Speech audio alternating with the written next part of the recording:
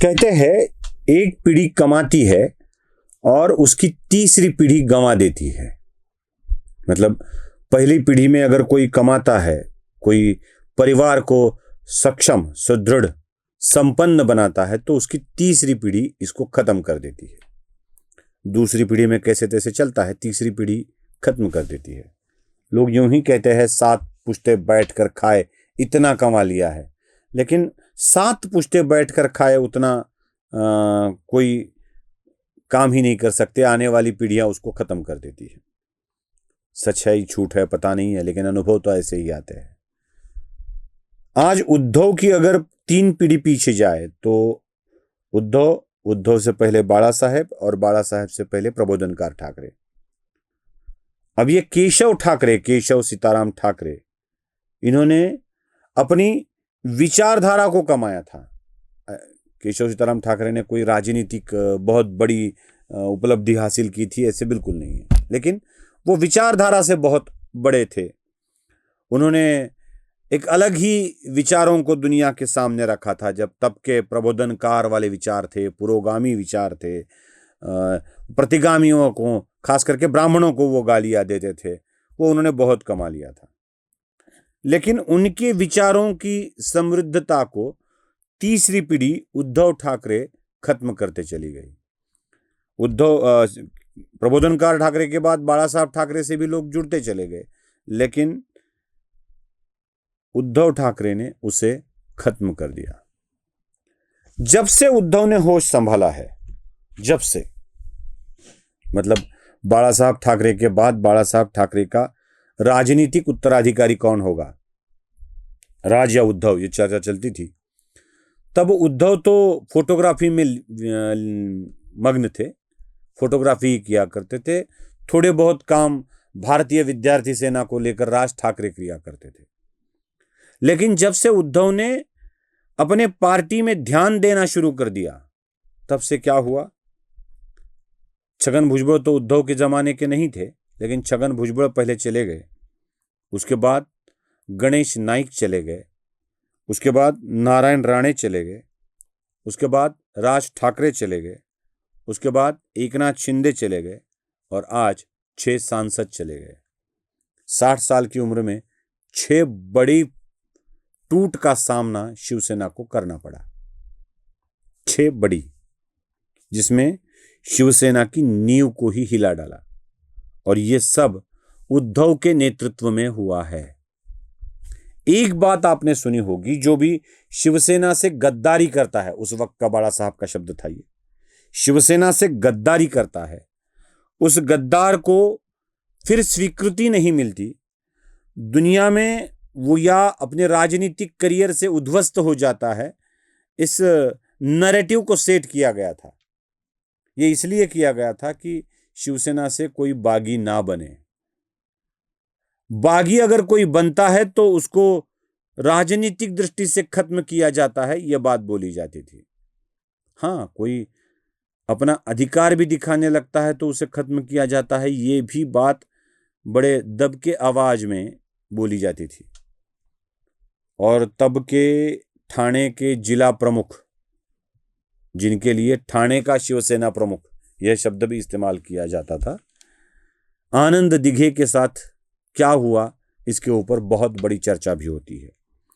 लेकिन उद्धव के दौर में एक भी लोग टिक नहीं पाए, और मैं आपको बता दूं, छगन भुजबल को माझगांव विधानसभा क्षेत्र से एक बार बाला नांदगांवकर ने परास्त कर दिया था।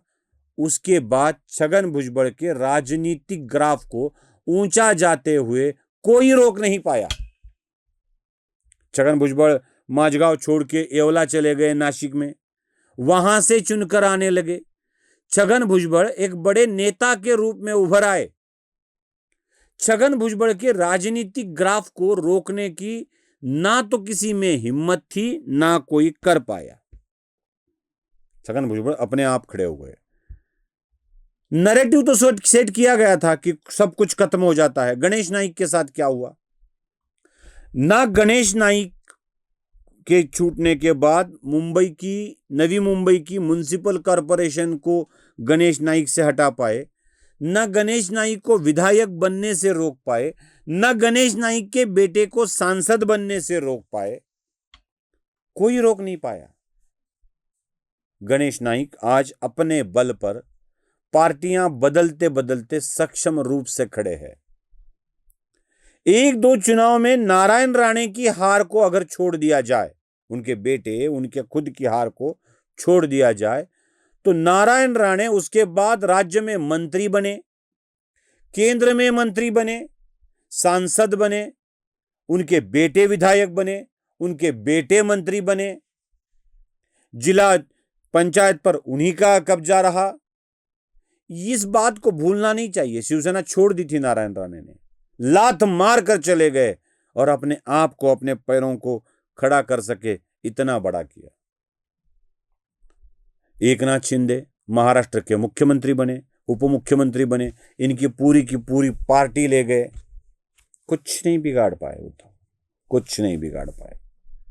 एक तो उद्धव जैसे होश संभालते हैं अपने पार्टी के बड़े बड़े नेताओं को गंवा देते हैं, बड़े बड़े नेताओं को गंवा देते हैं, और जो नैरेटिव सेट किया गया था उसको ध्वस्त करते हुए ये लोग बड़े बड़े बन जाते हैं। किसी का भी नाम लीजिए, हां, एक राज ठाकरे है, एक राज ठाकरे है, जो छोड़ने के बाद पहली बार 12 विधायक तो चुनकर लाए, 12 विधायक तो चुनकर लाए, लेकिन फिर कुछ करिश्मा नहीं दिखा पाए। लेकिन महिमान देखिए कैसे होता है। उसी राज ठाकरे के पास उद्धव को जाना पड़ा और कहना पड़ा कि हम दोनों भाई भाई अब मिलकर लड़ते हैं, मराठी का प्रेम दिखाते हैं, ये उद्धव को कहना पड़ा। जिस राज ठाकरे के कारण उद्धव के राजनीतिक करियर को धक्का लगा था, उद्धव को बुरा भला कहकर राज ठाकरे निकल गए थे, उसी राज ठाकरे के चरणों में जाकर आज चुनाव लड़ने पड़ रहे हैं साथ में, और भाई कहना पड़ रहा है। क्या शिवसेना छोड़ने के बाद बुरी हालत होती है? क्या यही बात सही है? क्या कर सकते हैं जिन्होंने इनके साथ बगावत की, बागी बने, इनके साथ ये क्या कर सकते हैं? भले आज संजय राउत जैसे लोग कहते हो कि अब इन्हें मारना पड़ेगा, तोड़ना पड़ेगा, पैरों तले रौंदना पड़ेगा, क्या ये क्षमता बची है अब शिवसेना में? बची है?